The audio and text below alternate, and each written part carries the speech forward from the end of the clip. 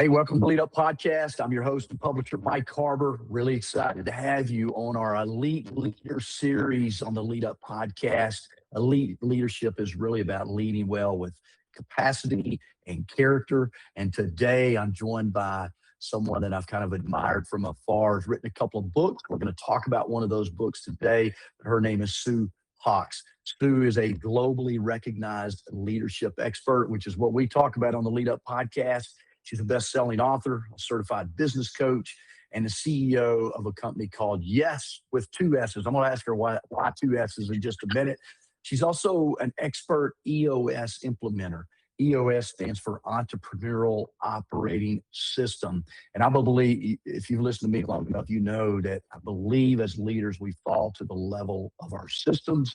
And so I wanted to have Sue on to talk about these operating systems that we need to have in our own leadership, in our own organizations. Sue's also the co-author of a book called Chasing Perfection. Highly recommend you go get that, because I know in my work with leadership, I'm talking to a lot of perfectionists, and oftentimes that holds us back. We're going to dive into some things from Sue's latest book, Issues: Remove Friction, Fast Track Your Growth, and Ignite Your Greatness.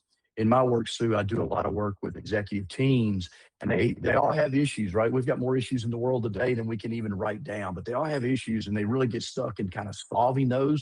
They keep kicking those issues down the road and never getting a resolution on that. So Sue and I are going to dive into that topic a little bit today. So Sue, welcome to the Lead Up Podcast. Thanks for having me, Mike. What a wonderful intro.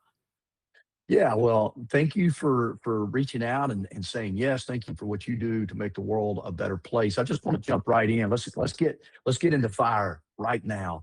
In your book, you make a bold claim. You say this: the single biggest epidemic plaguing businesses today is not a lack of market opportunity or strategy. It's the absolute failure to solve organizational issues quickly and permanently.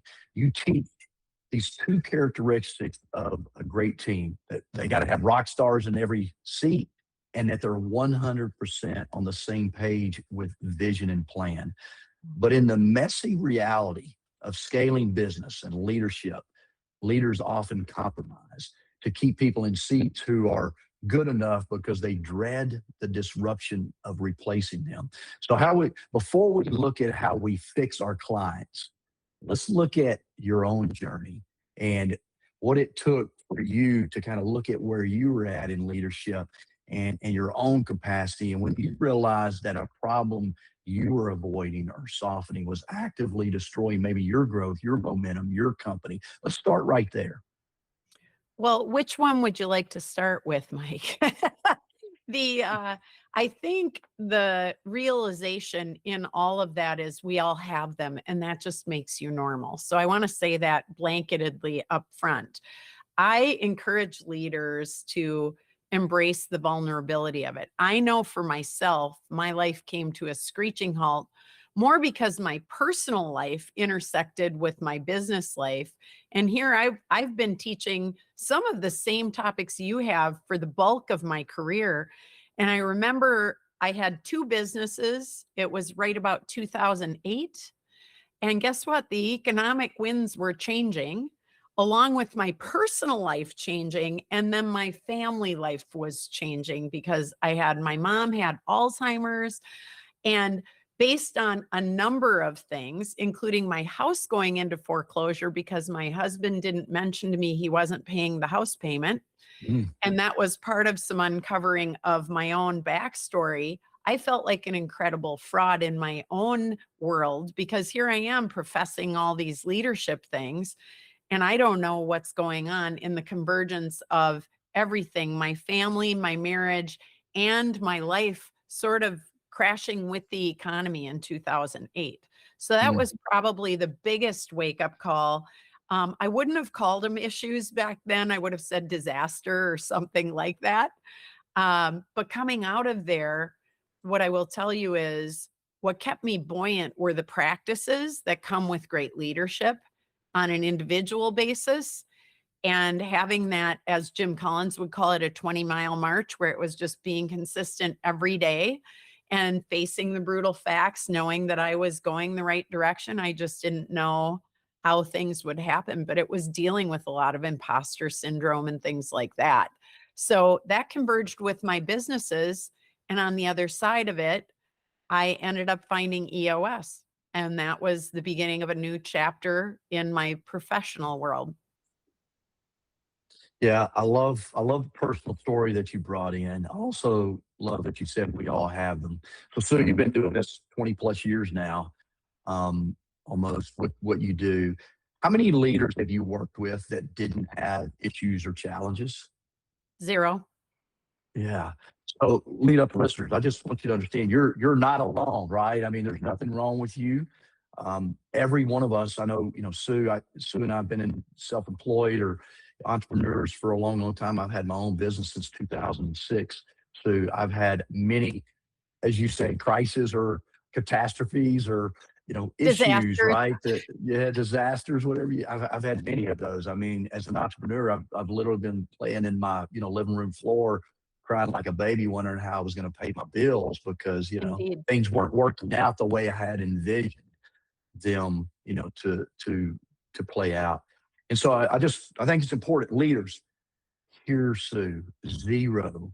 And I can say I've worked with thousands of leaders now. There's not one leader I've worked with that hasn't had some challenges, issues in their life. It's how we deal with them, right? It's how we accept that they're part of the process of growth. So what's a major challenge? So you've got your own business. Tell us why yes with two S's. First of all, tell us what yes is all about. And then what's a major challenge when it comes? I want to talk to you about this idea of use the term rock star very loosely. What's the idea behind rock star? Who is a rock star? Yeah. And then I want you to go a little bit deeper because almost every leader thinks they have rock stars, but maybe they don't in reality. So I'll let you take that's several questions in one. But I'll I let was you going to take that. say, I got to unpack a number of things, Mike. So the first Yeah. one, yes, is an acronym. So YESS stands for Your Extraordinary Success Strategies, which was a long way to get to the word yes, which I Mm, liked much better than the full name. And so I trademarked that love it. because that's the enthusiasm I think I and other leaders want to bring to life. Now, that doesn't mean say yes to everything, but it does mean all good things, all courageous things, I think, begin with yes. And so that was the origin of the name. There's a goofy story behind it, but we got to a nice short acronym. I Mm, think secondly, you said, what do we do? And our, very simple sentence, we help leaders create winning cultures where accountability thrives. mm, And that's the simple statement we use for a 5-star success system, which goes from creating psychological safety for people to deal with hard things, hence the book. And that can encompass EOS, it can encompass roundtables, it can encompass different kinds of trainings, but we are a training and content coaching company. And so that's the simple answer to that one. And then what was your next question? yeah, well, how did you build your team? Maybe with rock stars, you use the term rock star. How do you define a rock star? And then, kind of behind that is how do we deal with people who aren't really rock stars, but we don't want to tell them that. And that may Yeah. be a deeper question. Yeah, I was going to say much longer question where you and I intersect on that because the hiring part, I'm going to tell you, you got to listen to Mike on this. There is a lot of fodder and a lot of podcasts that you've already done around how you do that. But in our window on things like how I go about it, I would tell you, I don't think I'm a very good hirer. And I Mm, think some of us are not. I see the good in people and I tend to hire to that, like most faulty hirers. I need people around me to put up some bumper cars or bumpers to that. But I would tell you the definition of a rock star in every seat, I'm keenly aware of. And for us, it's very simple and it is very much part of EOS, which is they are 100% aligned with your core values. I mean, mm, they eat, drink, sleep it. It is part of who they are, not an aspirational thing they can get to. Now, in hiring, that's really hard to detect. So I will say that up front. That's why we need people like you, Mike, because left to my own devices, I'm going to see people more like me or see their best version of their self, where I've got to be better in the interview and the hiring process to really ascertain, are you really living this way? Which is, I'm going to say straight up, not the easiest thing. Now, over time, much easier, because you can Mhm. hire, fire, review, reward, recognize based on core values the way we do it. The secondary characteristic is, how great are you at your job? So for the role we're hiring you for, and not so much a job description in EOS, we talk about the key accountabilities, 3 to 7 of them. Is this person imminently, do they have the DNA to want to do that kind of work all day? Do they get up every day gaining energy by doing that kind of work, not being depleted by it and not needing an incentive or a kick in the butt to do it? Mm. And then third, can they learn as we grow and expand the company at the rate the company grows or not? And that's the GWC, what we call get it, want it capacity to do the job well. And for us in EOS, those are two distinct things, right person being core values, right seat being that DNA desire and ability to learn and enough time for the capabilities of learning. It's right person, right seat. You have to have both. And often where the problems lie is you have one, but not the other. And we justify the story because they're good people. They're solid, good people, either at doing their job or being a cultural fit, but they aren't the other half, or Mm. they've digressed as the company's grown or shrunken. Yeah, that's so good. Yeah, I bet you're a better selector of talent than you think you are. Look, I'm a believer in people too. I grew up in a pretty dysfunctional environment as a kid, and somebody believed in me, and I think that translated into me believing in others. I sometimes believe in people longer than I should, Amen. and certainly more than they believe in themselves. But also believe we have to have great hiring practices. One of the things I write about in my book, Quit Losing Talent, the very first chapter is hard to check your values. And I believe that great hiring begins with understanding what our values are and how we live those out in the organization. And then we create interviews around those values and those behaviors that model those. And so that's one of the strategies or tactics that we teach leaders how to do a better job. Because I don't believe there's any bad people. I just believe there's bad fits, right? And Correct. sometimes they're going to be a bad fit for our culture and for our values. And so and I love kind of all those get it, want it capacity. Is that what you call the Yes. GWC? Get it, Yep. want it capacity. So let's talk about that just a little bit, because in my world of healthcare leadership, many leaders hire people who have the job skill, like the training. They have a nursing degree, but they don't have get it, want it capacity. So talk to us. I spent a lot of time talking to leaders, but you have to quit hiring warm bodies.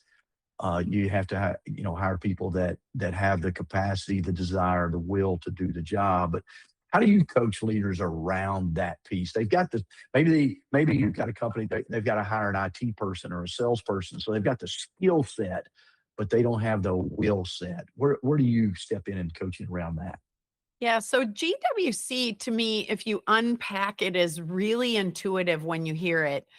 I like this metaphor. So you just described a classic case. If you have a skill set, that's in the C of GWC. So you can find a lot of people with capabilities or capacity, Mm. right? But if you're a startup, that's a different set of capacities and a pace than a big organic healthcare organization that might have systems and processes and be more fully baked, different time frame, different pacing, different level of growth, might be more internal in an already existing infrastructure where a startup or a mid-sized company is going to be scaling at a different pace, and so you're learning and slapping things together with duct tape, and so that C might mean a different intensity.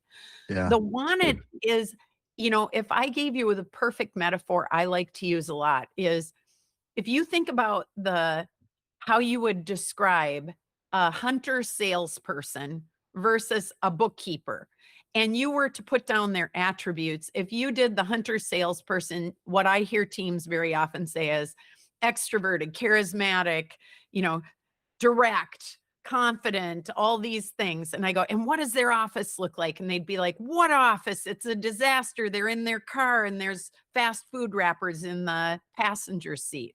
And I go, okay, so that's a DNA thing. You're not going to take that out of someone.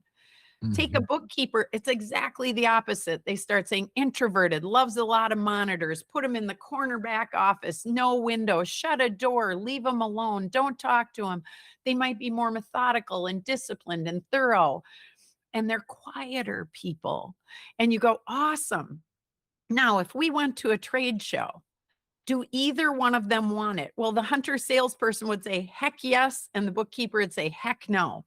Now, let's say I said, okay, I need some great Excel spreadsheets stamped out. The bookkeeper's saying, I've got you. I can make them do backflips. The hunter salesperson says, how many and for what thing? Is it more than my commission? So that's a want to do that kind of work. It doesn't mean they can't. So in a growing business, in the want it category where it gets fuzziest, I think, is there's certain DNA it's easy to spot. Capacity, you can measure, but want, you're taking people's word for it and you're watching. And even though the bookkeeper doesn't want to go to a trade show, you could say to them, we just need you for 3 days, just 3 days, whining and dining customers, talking to people all day, working the booth, etc. And that bookkeeper is going to say yes for the right company, right? I can do that, but it is a short-term fix. That is not a long-term thing. Can they do it? Yes. Should they do it? No. And at the end of that, you're going to owe them some time off to try and recover because they're going to be in pretty bad shape. And same thing for the salesperson. If we said, we need you to make reports for 3 days, we've got to get this all cleaned up. They probably can make numbers dance.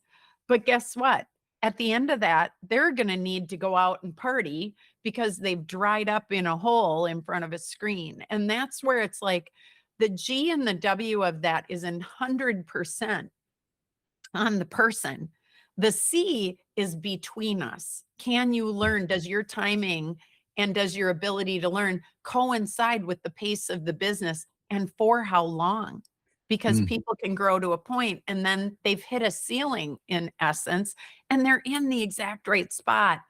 But our egos and the way that we get promoted often as a reward, not a responsibility, gets in the way. Yeah, so good. Love that illustration you gave. And I want to come back to the rock star in a little bit when we get into fanatical resolution of issues, because I think there's an issue with teams that I've worked with. They're afraid to address the person who maybe was once an all-star or a rock star but is no longer, right? And so let's come back to that in that portion of our discussion. But I want to ask you this: one of the other characteristics of great teams that you write about is 100% on the same page. You mentioned it earlier with vision. But when that happens, so leadership team you're working with, they claim, oh yeah, we're on the same page, we're 100% on the same page, but their execution is lagging. What's the hidden lie they're usually telling themselves, or they're afraid to kind of look in the mirror and address? Well, I'm going to circle your listeners right back to your podcast because I listened to it on alignment and agreement. And I think you have covered this in spades on that. It's got more great questions. I wrote a bunch down for my team and used them today. So thank you. But I tell people very strictly, they're bought in, but have they weighed in? Do they own it as their own? So good. So I agree, as you said, but have I really owned what this means, what it's going to take from me, where I might have to shift behavior? Because as we get down the road, rarely does it go the way we anticipated. It can't. We can't. If we already knew how to do it, we would have done it. And so I buy the concept, but do I really truly weigh in and go, this is going to take my time, my talent, my energy, the growth it takes, so that future thing, whatever that goal, opportunity, outcome is we're seeking, I have to become a new me to get there. And I will tell you, we don't always think about Like, how does that mean I transform along the way? It's, oh, the business and all these things have to happen, not I have to show up in that, for us, 90-day world and continue to reinvent myself sufficient to that goal we've never been to before. That's Mm, hard work. mm. I love that question because this is where I spend a lot of my time is in behavior change. Maybe a lot of what you're teaching, but certainly a lot of what I'm teaching, Sue, the people know already. Like they know they need to be a better communicator. They know they need to coach more effectively. They know they need to hold people more accountable. But it's really about a behavior change that has to occur for them to be able to do that. And that's what you said. What do I have to become? What do I have to be able to make that transition? Um, and sometimes you reminded me of the great philosopher Mike Tyson. I don't know if you're familiar with his philosophy, but he The said boxer? yeah, his philosophy of every fighter has a fight plan until they get punched in the mouth, right? And it's kind of what you reminded me of. The CEO can have this great vision, and yeah, we're on the same page, and everybody kind of agrees in the room, but they haven't weighed in, they're not bought into that, and that's where that punch in the mouth sometimes comes. And so, what would you say to the CEO when he or she experiences that, where he yeah, I got people shaking their head, yes, yes, yes, but they're really no, we're not going that way because they haven't bought in. What's your advice to that leader that has to continue to push through that resistance to get that buy-in? Well, number one, I don't think buy-in is a one-time occurrence. We used to say when we started EOS, I've been doing EOS for almost 14, 15 years almost. And so I'm in the dinosaur timeline of EOS. And Mm, I look up and we used to say 7 times to hear it the first time. So that repetition of why it matters and having that link to personal accountability and personal purpose. If I don't see myself in it, I really am not going to give you all of me, my heart, my soul, my time, my talent. The secondary part of what is it safe enough to weigh mm, in here and really rumble? That's what our team calls it. JVB on my team, who's our marketing and ops kind of leader, she always says, I love the rumble because the rumble's where we get better. Because it without, I think, strategic kind of healthy conflict, you're mm. going to get what the CEO says and go, fine, we'll do what you told us. And then when it doesn't work, it's your fault. Instead So of, good. oh, I actually pressure tested this and went, well, where's that capacity going to come from? Whether it's time, money, talent, energy, where are we going to find the wherewithal to make that happen if this hasn't happened? Because the sum of the parts is what's best for the greater good of the company or the organization. Are we voting with that lens on, which often, if not always, involves trade-offs? And we Mm, don't we don't want to enter into that because I might be the one who has to carry 70% this leg of the journey, and your team might be the one who has to carry 70%. So if it isn't safe enough for me to rumble, I'm going to protect myself, my position, my team, whatever it might be, because that's my primary concern, not this team and what we've committed to so the greater good can be the winner. And yeah. so if we don't rumble, it's not happening. We're getting the answer that was there, not the best possible outcome. No, I love it. That's good. Yeah, I teach everywhere I go. I know that people get tired of me saying it, but I ask the question, what's the most important meeting you have as a leader? Because look, I'm a believer we have too many meetings. You're not going to talk a little bit about meetings before we 100%. wrap up today, right? But I'm a believer, and I teach this repetitively over and over until people get tired of me saying it. The most important meeting that we can have is meeting with self. And what I Amen. what I teach by that, Sue, is where I'm getting at, coming back to what you said. As a leader, I've got to have a meeting with self to think about how I'm going to present something to get that buy-in or to create the why. You mentioned we've got to connect it to a why, right? Why are we doing this? And what's the motivation behind it? Too many leaders just run into meetings with their great idea and this is the direction we're going, and then it falls flat. because they didn't spend the time really thinking about the story that needs to be told, or shared to create that weigh in or that buy in, or to Yep. get into the rumble, as you say, to modify and make it better. Speak into that just a minute. Well, if I, let me say this more succinctly than it was just going to fly out of my mouth. I think that requires slowing down and it Mm, requires clarity. And we often are so overscheduled because many people truthfully equate busyness with productivity and they aren't the same thing. And yeah, it requires that meeting with self. We call it a clarity break, like time to actually slow down and think, whether that's positioning your concerns, your questions, the issues at hand, the obstacles, the barriers, the impurities, your opportunities, your ideas, all of that in a way that considers the whole. Those mm, meetings are rare in yeah, most companies because we're going, I got to get this done. I got to get that done. My to-do list is this. How am I going to get your to-dos over here? Fine, fine, yes. And it's that kind of vacant versus hang on. Why does this matter to each of these teams? And what will the ultimate end game provide for all of us so that we can not only see how we personally fit in, but how our teams fit in and why that's better for everyone long term. As we say in the beginning of the book, fast and permanently, we're not just solving for today with duct tape. We're yeah. solving, like, is this a solution for now? Or, like I like to say, or next? That's good. Yeah, you remind. I think it was Daniel Kahneman's book. Maybe I don't know if I'm saying that word right, but slow down to go fast, right? And then Hmm. also, I'm a big fan of Cal Newport's book and work in deep work, and that's kind of what you're talking about. Is just that meeting with self, having a deep work session, really thinking about the strategy of the meeting before you just jump into the meeting. And Yep. what Cal talked about is just having that deep work thinking session with self instead of just running from problem to problem.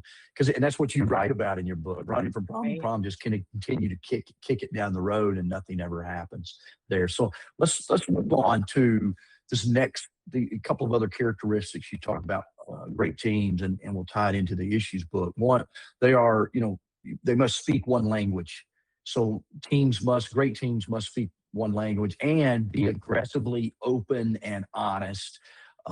You called it healthy conflict earlier, but in my work at Harbour Resources, we see a big bottleneck in the C-suites and these organizations. They lose valuable talent. They're suffering employee engagement issues, and oh, by the way, we've been talking about poor employee engagement for 30 years with no real change in it. They're suffering all these things because leaders avoid this unspoken tension inside their teams. And so in your book, you write about how companies get trapped in endless meetings that rehash the same problems over and over without resolution. So we create a culture of deep frustration and stagnation. You call this polite dysfunction, the silent killer of growth. So these executives, they sit in these boardrooms nodding along, but Hmm. then then they have the meeting after the meeting in the hallway. So where why are these highly intelligent, highly paid, smart executives so uniquely terrible at moving from problem identified to problem solved? And how do you drive that actual behavior shift in a leader who's hardwired to avoid that friction? Well, I'm going to come back to something we said earlier. It's got to be safe enough, right? So Mm, I psychologically have to feel safe enough to tell the truth because 80% of issues, and we say this in the book as well, are people or process. And sometimes it's the people sitting across the table from you. But if we haven't been openly engaging in healthy conflict for the greater good of the company, not contentious, mean spirited, blaming, pointing fingers kind of stuff, but like really ruthlessly getting the issue down to one sentence. Like, if we could solve one thing, what would make this go away forever? If you really think like that, that's not an easy answer. It usually, we say hit the nerve. Like, usually somebody's name is attached, or there's a sacred cow, or there's a process we haven't changed in way too long. and we don't want to hurt others. So we become chronically nice. And that's an Mm, acronym for us. We talk about that in the book. I'm from Minnesota. We get accused of being Minnesota nice, but I always say nice is an acronym for nothing in me cares enough to mm, tell you the truth. mm, Because kind and clear would say, I'm being paid these big bucks to really truly improve the quality for the greater good of all of us. Because if we don't worry about any one of us, but every one of us, we say harder things. But it mm. would require what we were just talking about. I'd need to be grounded and clear and not protecting something, my own status, my own vulnerabilities, my team, your team. There are predictable friction points. There aren't that many interesting things going on in business. There's like 35 situations Mm, and not more than that. But can we name the elephant in the room? Most of us didn't grow up learning how to do that. that's And right. that's just makes you normal. That's not an indictment. It's just, did your family say, thanks for telling me I look terrible today? Thanks for telling me I didn't show up for you and I failed you in this moment, but you still love me. No, Mm, we carry those things around and act behaviorally different, hoping the person infers it instead of just saying, hey, Mike, what we just did right there, that didn't work. I still love you as a human, but dang it, we got to get to the core of this because it isn't working. Having those kind of conversations takes courage.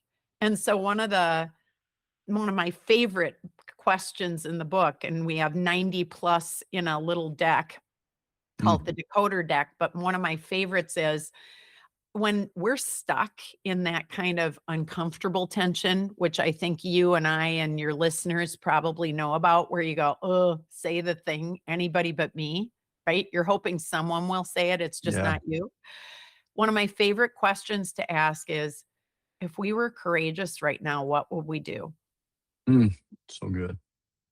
And it just opens a little door or drives a wedge to let people breathe for a minute and go, oh, yeah, this is one of those moments where I might have to step on a toe or bruise a knee. We aren't doing heart surgery. How Mhm. do I ask a better question? How do I invite a more courageous conversation and find out we don't die? And then the leaders, what I beg and plead with my teams to do is say thank you when someone says a hard thing. It is the most counterintuitive, neglected skill we have is when someone says something jaw-droppingly painful to say, thank you for Yeah. telling me. Not thank you for the pain. Thank Yeah. you for telling me because that requires a ton of courage. Mm. And by doing that, we open secret doors we didn't know existed because people start to go, you're safe. You can hear it, even if it hurts. That's so And good. if we think of our most primary relationships, the secret, I think, to the most profoundly close, deep, tightly held relationships I have is we fight well. And I say fight Mm. with love. I mean, like we can go through cycles of conflict that I couldn't do with other people. And we're still in there together because we know we're going to get on the other side and be better for it. Yeah, that's so good. I think, look, it requires us to be 100% on the same direct mission, right? Vision. I think of marriage. I often say I've been happily married 33 years. My wife's been happy about 10 of those, right? But it's when we're that healthy fighting, and I mean, if you've been married for a year, you've had an argument, right? But too many marriages break down because it's not healthy. And it's same, no Right. different in teams, right? And Right. but when hey, we're on the same page here. Here's what we're after. It can be a healthy argument where it doesn't resort to name calling and blaming and all of those types of things. And that's the same thing we're looking for in our teams. I want to get you to define psychological safety because that's a Yeah. word that's a term that's thrown around a lot today. Yep. How do you define that? How do we really create it without it becoming a weapon? Because oftentimes we create these things, right? And then they become weapons. Oh, you didn't make me feel safe, or you didn't make the situation feel Yeah. safe. So, really, what we're trying to create actually becomes counter to what we're really after. So talk about that a little bit. Oh, I love your question, Mike. I think the inquiry you bring is so rich. This is open and honest. Like if I gave you a simple definition, and Gino Wickman, the author of Traction and a mentor and friend of mine, says it very simply, and I want to keep it there because it was so rich at our conference. And I went, that's the definition of psychological safety, this $10 phrase. Open means I'm willing to receive feedback. I mean, truly let it come in. That's openness. Honesty is the ability to deliver it transparently and kindly, very clear and kind. And if you can keep that, that creates psychological safety because it's number one, there's no surprises. You're not going, who's in there today, Sue? You're going, oh, not only can she dish it out, but she can take it. And most of us are better at dishing out than we are at truly receiving with great vulnerability and humility. Like, I got to be better. Thank you. My husband is exceptional at this. And I tell him, because I come with passion to things, and he's just amazing at going, I needed to hear this. Thank you. And it doesn't matter how worked up or subtly I deliver it, he's receptive. And I mean, a genuine gratitude that someone would have no veneer between you and them. And I think that quest, easy to say, much harder to do. Yeah, so good. Thank you for that. Let's talk to the CEO right now that's listening to this conversation. Yeah. And as they listen, they realize their team is stuck in polite stagnation. What would you tell that CEO to stop and do right now before they go any further? The first thing that jumped out of my mind is you've got to listen and create trust. I mean, and there are 100 different ways which each CEO would have to define for themselves. If you look at page 35 in the book, I know you've got it. It's a culture alignment matrix. And I tell people to use this as a simple business 2x2, but it's literally, there's 4 quadrants with different bullet points describing what that kind of culture looks like, sounds like, feels like, so you can identify, because you probably have attributes in all 4. But where are the majority right now? And how do you either increase trust or increase the healthy kind of conflict? Because it's one or the other on the axes. And so to me, when you look at this, it's if I see that and I go, ooh, they're not saying what they need to say, are they really in a silent kind of sabotage? So how do I get past that pretentious kind of part to say, look, this is mission critical. Let's talk about the vision. Why does it matter to you and the team? Why does it matter to all of us? And what's in the way? And I need you to be honest with me. I'm not going to use this. Maybe do it on a one-on-one, away from the office, on a walk, open-mindedly. It might require more of you to be vulnerable and go first and demonstrate that humility to say, I don't know why this doesn't happen, but I don't feel like people are bringing the real thing to the table. What can I do to make it easier for you? And listen. It's good. I love But that we have to matrix. go first. I do too. Yeah, so good. So good. Love that. So I'm going to come back to another question just a minute. You mentioned some cards that you have. How do people get those? Like these call out cards or question cards. How do people get those? So we'll send you the links to all of that so you can link it to the podcast. But this cute little decoder deck, if you're looking on YouTube, has a QR on the back.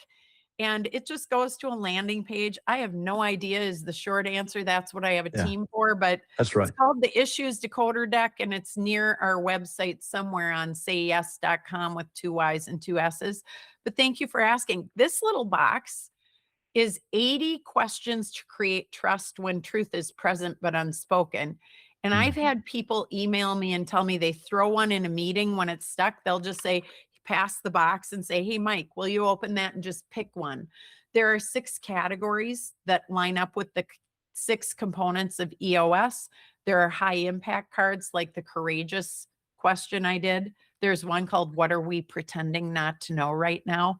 But you can throw one in. You can use them to do your own reflection in that deep way you said earlier, Mike, where you're going, how do I do my work? Well, I can pull one of these out and do that before I come in. So if I have a people issue, I can go right to that section and go, what kind of a people question would get me there? So again, I'm more prepared. That's But good. they're just meant to be like igniters, if you Yeah. will. No, it's good. I'm going to buy some of those just for my own work that I do. I typically try to find, and this is, to the question I asked you, what's the CEO need to do? When I go in and work with a team, I try to identify who is the one who will ask the hard questions in the room on it. Because look, there's always at least one person on an executive team that's willing to ask the hard questions. They don't because they haven't been given permission to. That's not always the CEO, by the way. I mean, I've got teams, the CEO's afraid to death to ask the question, even though they know they need to. And so what I do is try to create that space and then assign that, hey, Sue, your job when we're in a team meeting is to make sure you ask the questions that we're not asking. And it could be as simply as, okay, we're wrapping up the meeting. What did we leave unsaid that we know needs to be said? What are you thinking about going out in the hallway and talking about that we need to talk about right here, right? Just asking those questions to make sure we don't leave the room without the hard things discussed. So that's one thing CEOs you should be doing is assigning that instigator, so to speak, in the room to make sure that we're not leaving the room with just agreement and not alignment or commitment. So you talk about fanatical resolution, treat each other as equals, and possessing the secret sauce. These are these other three characteristics of a great team. So in the EOS framework, you also say teams dedicate a huge chunk of time, like full 60 minutes of weekly level 10 meetings to identify, discuss, and solve. Yet so many teams are fanatical about discussing, but completely terrified of resolving. They leave meetings, same issues week to week, they spend 55 minutes talking and only 5 minutes solving. So how does a leadership team begin to build the actual missing muscle of stamina required to stay on an issue until it disappears forever, rather than kind of softening it or continuing to bury it? Oh, such a good question. First off, I want your listeners, because I just earmarked how valuable that was. That question you just asked around, is there anything left unsaid? That in and of itself, before every issue, would be useful. Like, is there anything left unsaid? Because you're basically saying, we're deciding now, which Mm, I love that question. I am sure. stealing that and taking that forward exactly that way. So thank you for offering that. Um, in IDS, what I try and impress upon people is too often we start discussion before we've really slowed down in the way we talked about earlier to get to the root of the issue. Mm, And we don't call it root cause because that makes it sound like there's some heavy duty analysis going on.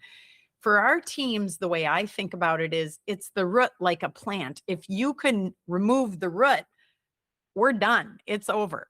that would And be so root for my Arkansas listeners, that's, by the way. thank you. I get teased about that all the time for the Midwest, the root and the root, the That's right. root. Sorry to interrupt you, Sue. No, it's I good. got to translate for us down there. It's good. But I tell people again, I'm going to give you a metaphor and then I'll get back to the how I sum it up simply is when I talk about this, I go, have you ever had those little tiny fruit flies in your house? Oh yeah, unfortunately, yes. And if you kill one, what happens? They just reproduce, it seems like. Exactly. And every Mhm. time I've done this with thousands of people, we know the answer and we keep swatting at them. But if you just go to where the fruit is and remove the fruit, the Yeah. flies go away. Miraculously, they're just gone. And that's the fruit and the root, which also helps me say it the way my Arkansas friends do. But I try and bring that metaphor up because too often we're addressing symptoms and not Mm, really the issue. And so someone talks about a symptom And it immediately leads to a discussion and a debate. And we're actually expanding the issue and throwing more symptoms out. So it's like the skinny branches, and we don't even remember why we Mm. started talking. We start out with, people aren't following through. Well, I wouldn't say that. The other day, Bob did this and Sally did that. And then pretty soon we're talking about the color of the holiday party, theme party or something. And it's like, wait, what was the issue? And if we unpack it and slow down, what I will tell you, one of the telltale signs you're at the root is, see, I got it. Mm. You can say it in a clean sentence. So a metaphor again is, if my car's in the ditch, what do I want more than anything? Driving along. Tow truck, probably. Yeah. Well, that's a how to get it out of the ditch. What do I want? I want to get out of the ditch. 100%, you got the right answer. So I'm in the ditch. I want out of the ditch. Pretty easy to talk about how. Now, you gave one answer. How many others could you think of, Mike? If I'm in the ditch and I want to be out of the ditch, I could call a tow truck. What else could we do? Stick out my thumb in Arkansas and hope somebody stops to pull me out. There's right? another one. Yeah. Any others you're thinking of? Well, if I'm driving, in Arkansas, we just keep spinning the wheels and hopefully we eventually get out, or we stick a Well, you rocket could under the rock it, tires. right? Yeah, Yeah, that's right. I'm old school. You could get out Yeah. and push. You could call an Uber. You could get AAA. There are Yeah. 100 ways to get the Yeah. car out of the ditch, and they're all viable. There isn't a bad one. How do we know? And this is where I go, if we can get this, listeners, if the car's in the ditch and we want to get out of the ditch, what decision we make is based on what? What are we trying to accomplish? So this comes back to, if I have to be on Mike's podcast in the next half hour, I might start walking or thumbing it, right? Getting the hitchhiking going, because I got to get moving. If I've got food and beverage in my trunk and I happen to have a flat tire while I'm in the ditch, I might say, it's a beautiful day right now. It's 77 degrees here. I'm just going to go off. I'm going to give AAA a call. We're going to relax. I'm going to read, have a clarity break. I don't have anywhere to be. But here's the deal. If I put the spare on and I decide to rock that car out because I've got to get to Mike and I get on the road, I can't drive forever with a spare on. That's a Mhm. short-term solve. It's not a bad solve. It just means to get the job done, to get here, get this done, it's done. But it's still an issue because we haven't solved for the long-term greater good, which Yeah. might be, I got to buy a set of tires. And so I tell people this because no issues solving is exactly the same.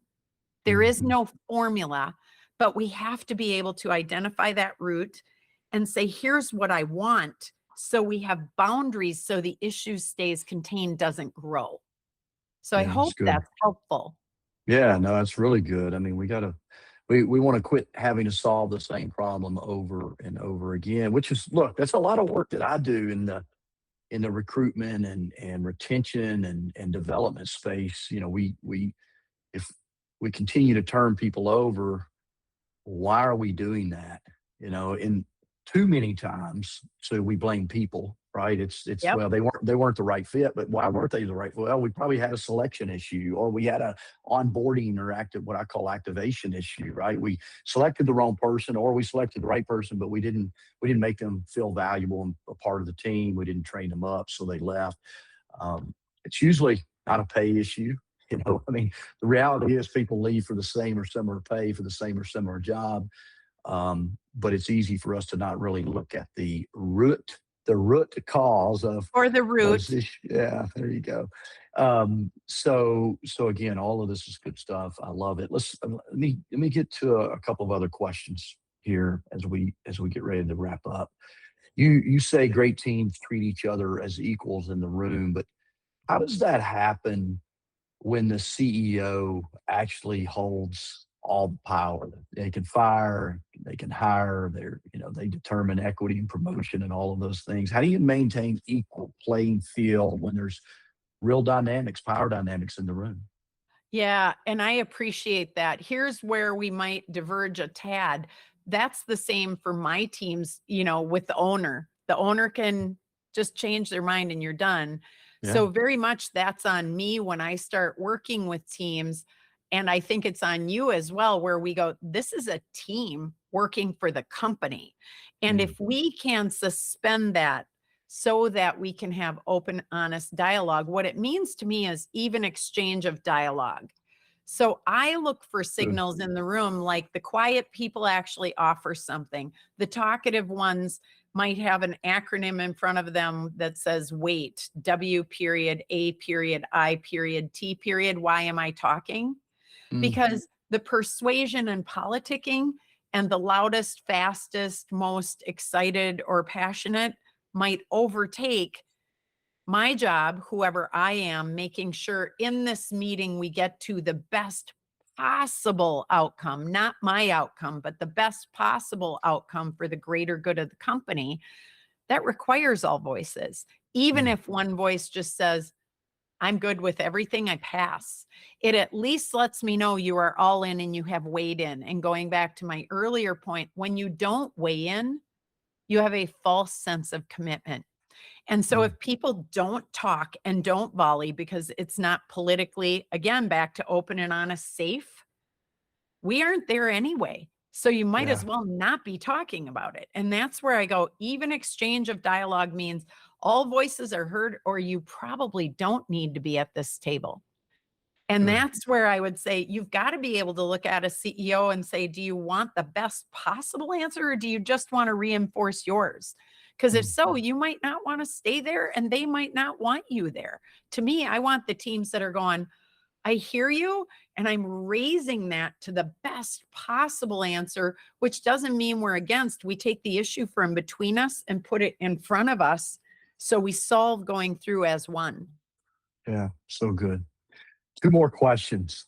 Yeah. Because look, we could probably talk a couple hours. You're first of all, I love the acrostics. You know, I'm an acrostics guy too, so I love the acrostics. But I said I wanted to circle back to the rock star, Yeah. and how do we address the person who thinks they're the rock star but they're not? And that's why I asked earlier, what is that? Yeah. How do we determine what a rock star is? And then how do we address it when someone is no longer a rock star, or maybe they never were a Yep. rock star, but they think they are? Yep. And I'm going to talk in EOS terms very specifically here, because this is the meat of it, right? And you're the one to talk to about how we hire them and onboard them and make sure they're a rock star. So I'm going to answer it from, let's say they were at some point, or at least we believe they are. To me, there should never be any surprises. And when I say that to people, it means we are in an EOS world. We're in a quarterly cadence of having conversations. A couple of key distinctions I offer people is, number one, those conversations are owned by the employee, not performance reviews. We call them a conversation, meaning dialogue. So the employee owns it because it's their meeting. That is a mind bender for some people who go, well, it's your quarterly performance review, so you come to me when I allow you in, instead of your job. My direct report is to get on my calendar. Here are times available, ideally at the beginning to middle of your quarter. And our job is to informally get away from the office and talk about what worked and what didn't in 4 key ways: your roles and responsibilities, what's working and not, your rocks or quarterly priorities. What are the things we said we'd do during this quarter? How are you doing with that? What's working, what's not? Are you having obstacles, barriers? Do you need time with people or myself to be successful so that there's no surprises at the end of the quarter? Third, core values. How do you feel like you're doing with all of these? How do I feel like you're doing? And where are those things misaligned, so we can talk about it in small ways and talk about the behavioral adjustments either of us, and I say this, either of us needs to make. And then any metrics, KPIs, measurables. And if we are doing those 4 things every single quarter, with once a year having a performance review, the last thing I would say is we call it a people analyzer, where it's a written down, here's all of it. there's really no surprises because it's something we've been talking about. And performatively, if they aren't a right person, I will have been saying that to them a while Yeah. because I'd be addressing this. And I owe that to you person to person, one-on-one, as we get coffee or go for a walk, whatever it is, with both of us contributing. They have equal opportunity to me, the boss, if you will, Mhm. to tell me where I'm not living up to or meeting their expectations, what's unclear, what's not making sense, where we're misaligned. And we end every conversation like this by saying, if I'm your direct report, Mike, I might say, um, you ask me, what's one thing I could improve to make our relationship better? And I might say, I might need an additional one of these this quarter. I'm not doing as well. Or I Mm, might say, I good. need you to listen, or I need you to correct me sooner, or I really appreciate you telling me that. Or I might say, you're doing great. I think I need to do A, B, and C. And then you would reciprocally say to me, what's one thing you could do better to make our relationship better? If we're doing that on a quarterly basis, that's gold. To me, Mm, that's a we aren't waiting for that once a year to go. You remember last April when you did the thing? That was terrible. I wish you wouldn't do that. You've done it 12 times since and we've talked about it, but it's mhm. always because you were off track, not also all the things that are working and where we're out of sync. Yeah. So good. Love that. Lead up listeners, if you've listened to the show at all, you've heard me say, if it's a surprise at the annual review, you failed as a leader. And Amen. Sue just, kind of confirmed that. It's our responsibility as a leader to let people know well before the annual review how they're doing. Most people, in my experience, most people want to do a good job, but when they're not 100%. told they're off the mark, they think they're doing a good job. So I love that. All right, last question here. Well, close to the last question, maybe the last question. I want to get to the last characteristic, the secret sauce you call love. Um, how do you when you walk into an organization, what's the behavioral trigger that tells you that team has the secret sauce versus a team that's just faking it? Oh, I think you're gonna say I think you'd agree with this. They put the tough stuff on the table fast and they get to the Mm, worst things first. The mm, secret sauce is I can say what's truly on my mind. And I would use a team I met. I was doing a speaking event in Arkansas in the last few months. And this team came up to me, and what was brilliant was they were divergent personalities when you met them. The entire team was at this event. They had been together as friends since high school, and the mm, only person missing was the owner's wife who was on that team. And man, they could rumble. And I mean rumble like transparent, let it fly. Nobody took it personally. It was I could see it, feel it, taste it in that moment. Most of us need to work to get there. And again, it's a series of I'm going to say, scraped knees and stubbed toes along the mm, way where it's like, oh, we can do that. And for some of us, we start with a full trust bucket and we detract from that as people behave. And for others, we start with an empty bucket and we add till we get there. And it's mm, knowing which approach people use because it's one or the other. And it's either show me or it's don't show me, right? Like, don't take away from it. Just know you came in with all of it. Or the other side going, prove it, which is give me time and let me watch you in addition to listen to you. And you've got to know who you're dealing with. mm. It's good. Love it.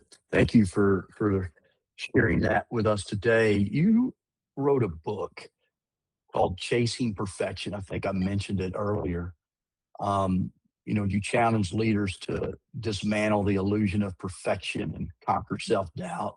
Yep. I think we addressed this early on. Every leader has some level of self doubt and perfectionism that we have to overcome to continue to grow and get better. But How have you evolved over the last 10 years since you wrote that book and this book of issues and reviewing those seven characteristics that we kind of went through? What's one assumption about elite leadership maybe you held 10 years ago that's completely changed or maybe was wrong back then since you've evolved yourself?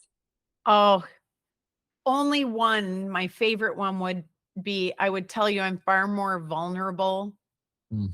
outwardly than I ever was. My conception of leadership in my younger years was, I got to have it all together.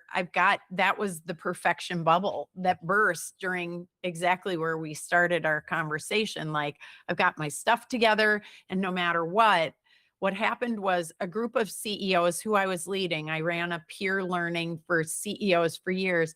They sat me down and basically said, "You're not performing up to our standards for the group I'm leading." And Uh, I went, "Whoa," because externally I was spinning as many plates as I could and I was hanging on by my fingernails. mm, Now I had some great raving fans in that room, but it was probably the most challenging feedback I had ever gotten in my life from a certain contingency. So there were about 6 people of a 20-person group that mm, sat me down. I would tell you pretty accurately, 2 were very against me, like, "We want you gone." 2 were like, "I'm not sure what's going on. I'm going to see." And 2 were like, "Absolutely not. We're on her team." And it was this great opportunity where I could hear them and say, "Thank you for telling me mm, I am failing. And let me tell you some of what's going on in my life." And nobody left with a dry eye, especially me. But mm. I said, I honestly thought I was shrouding the world from that, right? That no one Yeah. could tell. And I had some who weren't sure, some who said, "No, no, we'll defend you," and some who went, "And you're out." And I would tell you, we're all of those people, every one of us. Mm, It was such a beautiful like intervention. And it was so humbling because I remember thinking, well, everyone I needed was in there, and I am every one of those people. And what am I doing exactly? If I just would have come to that group in the beginning, that was an unnecessary moment. We had to crescendo there because my plate spinning was insufficient, moderately sufficient, and more than sufficient, depending on who you asked. yeah. I love that. Thank you for that. I'm with you in that area of vulnerability, authenticity, leadership. I think we all maybe grow up thinking, for one reason or another, don't share that with other people. Yeah. Hide your mistakes, hide your secrets, those types of things. I think one of the greatest things I ever did was begin to, get vulnerable, share. I had a pretty rough upbringing as a kid, so I share that a lot. But I think I don't share it for empathy. I share it because what I've learned is, and I'm sure you've learned this as well. It gives other people hope when to keep persevering and having grit to fight through things, as you and I talked about at the in the green room today. You talked about me doing this podcast now since 2019 takes a lot of grit and resilience and perseverance to keep Yes, it going, right, does. and keep doing it. Being self-employed, being an entrepreneur like you, that takes a ton of moxie to be able to do that. And sometimes we need to find our hope in other people's mistakes, right? Oh, they had that and they were successful and they're still getting after it. So, I just share that, lead up listeners mainly. Thank you, Sue, for bringing it up. Like, quit trying to hide. Everybody knows you're, in Sue's case, 6 people knew she was failing, and they were gracious enough to bring that to her attention, and instead of letting her continue to fail. But quit trying to hide. Mhm. Be authentic. You don't have to be perfect. And I'm sure you talk about that. I haven't read your first book, but I'm sure there's some of that in this book. We've been talking about Sue's book, Issues, today, removing friction, fast tracking your growth, igniting greatness. Sue, what did we not talk about today that you think we need to share with our listeners before we sign off today? Hmm, that's a great question. It's just like the one you offered at the end of the meeting. I like it. I think 2 thoughts. You talked about hope, and I agree with that. I also think it gives people permission. Mm, yeah, And one of the things I intend with this book is that if you have issues, see them as energy that you can catalyze for growth. If you leave them to turn into problems, they become an anchor on your business. But if you mm, unleash them and unpack them and solve them fast and permanently, they become growth, personally, so good. professionally, collectively. And if you have them, I just want you all to hear, like me, you're normal. And I say that to everyone, you're normal. Like there's nothing to pretend is abnormal about having issues. If you've never been somewhere, you're just a series of solved issues from there. Mm, so good. Love that. Thank you so much. Yeah. Sue, for stepping up to the microphone on the Lead Up podcast today and sharing with our listeners, bringing tools, delivering raw truth, helping people get better and become elite leaders in their own domains, so to speak. Lead Up listeners, make sure you check out the show notes. We'll make sure we link to Sue's website so you can go get those cards, those discussion cards that she shared with us today. Make sure you go to Amazon and buy a copy of her book, Issues. I would say page 35 is worth the price of the book alone, just that matrix, right? And go get a copy of the book and connect with Sue on LinkedIn as well, which is a great place to kind of network and learn from other people. And make sure you listen to this podcast with a friend. I know you're listening by yourself today. Get in a lunch and learn. Get with some colleagues. Let's talk about how we can share these ideas and inspire each other to be more accountable to the ideas that you heard on the Lead Up podcast. Share this and other episodes with your friends, your colleagues, and please continue to tune in to the Lead Up podcast. We'll see you on the next episode. Thanks so much, Sue.